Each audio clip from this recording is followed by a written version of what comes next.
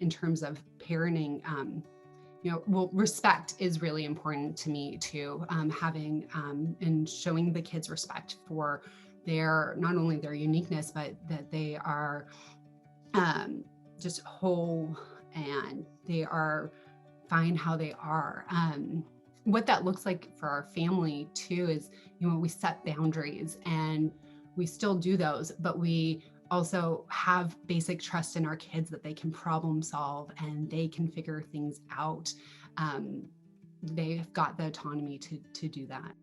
I find myself being a recovering perfectionist, so to speak. And sometimes in parenting or in life, I find myself gravitating to wanting to do things the right way or follow a step-by-step process to get there, which has been interesting because I have a dichotomy of the creative side in me, but also, whether it was from my love of math and getting to the right answer, or just being in a traditional school system where we've got one shot to get the A on the paper or ace the test.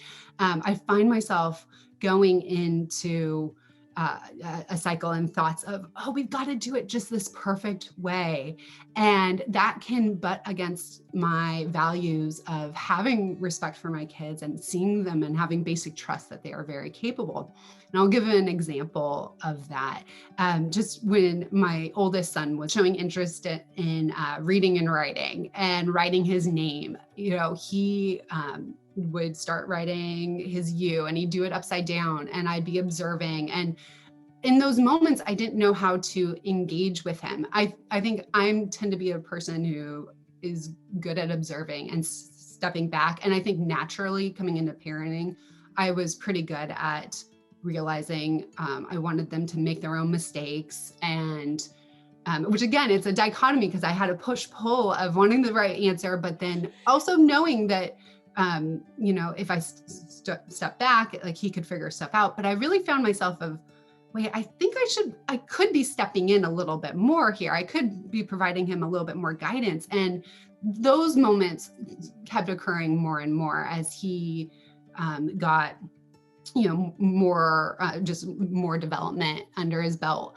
And, I tried experimenting with things like, should I bring out some curriculum and some workbooks? And I've got 3 pretty spirited, strong-willed kids. And I would find that as I brought out more stuff, that he would push back on that. And again, another instant where our relationship wasn't necessarily prioritized. He could feel the frustration in me. And so, again, there were just moments where I was noticing, I was being mindful of when these things were happening, but I didn't quite know how to support him. And I didn't have the basic trust in myself. Am I supporting him along this learning journey? Mm-hmm. And then the other 2 as they got older. Well, I was thinking about our successes, and there's been quite a few. I think I'm laughing because I think one of the biggest successes and takeaways is that this is easier than I thought it would be and more fun. And I'm more fun than workbooks. Well, it could be workbooks. Yeah, but yeah, I mean, I again, it goes back. I've always had an intrinsic love of learning. So I have learning being fun is not new to me, but I also have it's kind of our society and our culture, like things have to be hard for them to be good and worthwhile. And so I'll use another specific example. Right after we joined the membership, it was a rainy day and the 3 kids were in the house. I think, so we've got a 1-year-old, 3-year-old, and 5-year-old at this point. And they're out, they go wandering in the garage, which I would normally be like, the garage is off limits. Why are they there? Luckily, they pretty quickly found something that was safe for them. They brought it inside. It was a tent, their kids' tent with long wooden poles and plastic connectors and the fabric. And so I took some deep breaths, said, okay, let's see how this plays out. I'm not going to share my frustrations right now. Let's see how this plays out. And they got it all unbundled and they just started working on putting it together. And they said, where's the instructions? We don't have any instructions. So they started putting it together. And I had just gone through the content. So I knew about the idea of scaffolding. And so I tried to sit back and I sat, with a piece of paper, jotting down what they were doing. And I threw out the idea to them, well, why don't we make an instruction manual? So the next time we set it up, we've got the instructions. And so they started going with that in mind. My oldest had the idea, let's put tape on the pieces and label them A, B, or C, because there were 3 sizes of poles. So they had to count up how many poles. So I'm drawing a grid as they're doing it of how many do we have in each bucket. And then my 3-year-old is saying, oh, that letter, that's the first, A is the first letter in my name. And so she's recognizing her letters through this process. They end up trying different configurations, and I end up sketching the different configurations that they try. And ultimately they got the frame together. And there were some dicey moments, with like, especially my 1-year-old with big poles. But I think that instance, I didn't even have to get off the couch. I was just kind of watching with questions. And I think that, again, the biggest success and surprise was a lot of that was my nature. I was to sit back and watch. But I only added a few things that I had learned from the group. It didn't have to be this huge shift. And I could see on the learning framework where we were touching. And so it gave me a lot of confidence and intuition about where we were and how we were doing with our learning. And again, looking back on the story, I'm like, wow, I haven't done much different. Am I doing this right? Yeah, I guess I mean, it doesn't have to be that hard. It's just a few subtle things that we've changed. Just to continue with that example, they have an end goal in mind that they want to work towards, and maybe they see it differently in different ways, and they have to negotiate that. They have to work together to make a plan. They have to communicate that plan to each other. They have to be able to envision where they're going. And since they don't know what the tent looks like, maybe it's going to look like this or like this or like this, and we have to agree on that.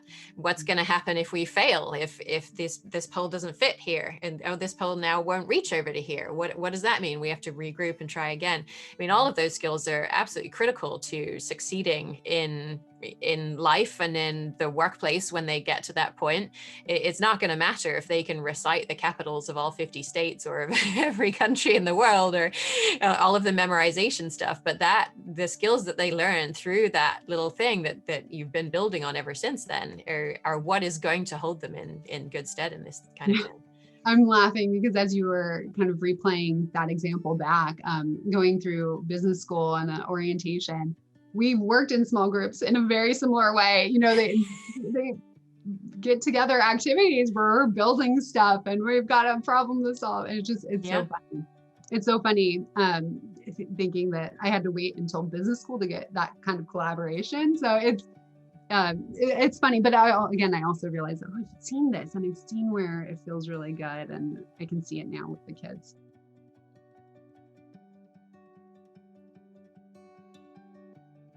It's funny. They're just so intermixed for me. I think, especially because we're a family with lots of big emotions, very spirited, strong-willed, 3 kids, that again, we go through sometimes weeks where it's just big emotions and meltdowns, and where we can't get to those learning moments that we've seen. But again, recognizing that learning is still happening. And so I just constantly ebbing and flowing between the different skill sets of problem solving and having those conversations with the kids. So I think that's where, just for me, it's like they're one and the same almost. And, like if I wanted to, and sometimes I do think about this, like in my learning journal and documenting, like all the emotional skills that we've learned and worked on too, because, you don't traditionally see that in the classroom, but that's happening. And like you said, about just the group work and collaboration and different things, skill sets for jobs, we know that those are so critical. Yeah. It's kind of, they just really, for our family, they're just constantly intermix the skill set using. Mm-hmm. And so again, it's another safety net of knowing I have resources to go to that's supporting them, supporting our relationship when I get into something that's been a little bit more challenging for a while for us. I started this off by saying, with my parenting values of respect for the children and their respect and belief that they're competent. Basically, it boils down to having a basic trust in them. And so to tie it all back, it's have a basic trust in yourself as well, that you've got the skill set, and just through doing what seemingly can appear like nothing, just observing, you're taking those steps, those huge steps that will pay off later down the road. So having that basic trust would be one, basic trust in yourself would be one. And then another one is that this actually doesn't have to be hard, and it can be fun. And there's probably only just a few small things that you could do to take it to the next level. It doesn't have to be this major shift to feel like I'm doing what I need to do for my child's learning and supporting them. It doesn't have to be a huge thing.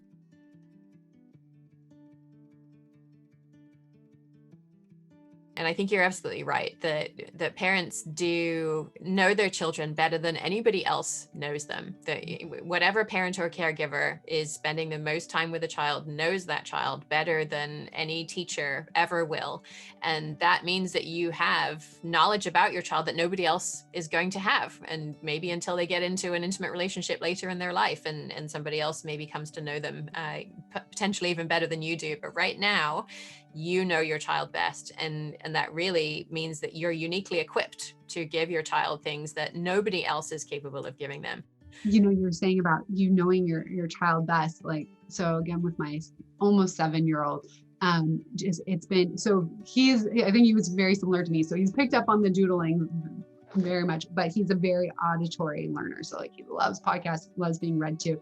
And so as he's developed his math skills, he can do, math problems in his head, and he'll come and try to explain to me. He knows I like visuals, so he'll draw out like numbers as he's adding up large sums, and then he'll cross them out. And it's just been so fascinating to see how he works. And maybe a year ago, he said, "Mommy, I just see it like pages in my head for how the numbers come." And that has been a theme that's carried him forward. Like, for him, he just sees the information in his head once he hears it, and he does not need to write it down. He does not, but he, at the same time, then he's teaching and realizing I'm someone that needs it visually. And so I can really see him understanding how he learns already, which is going to serve him really well. And I hope that with a younger two, I'm able to give them that, and we can figure it out together. And I know we will.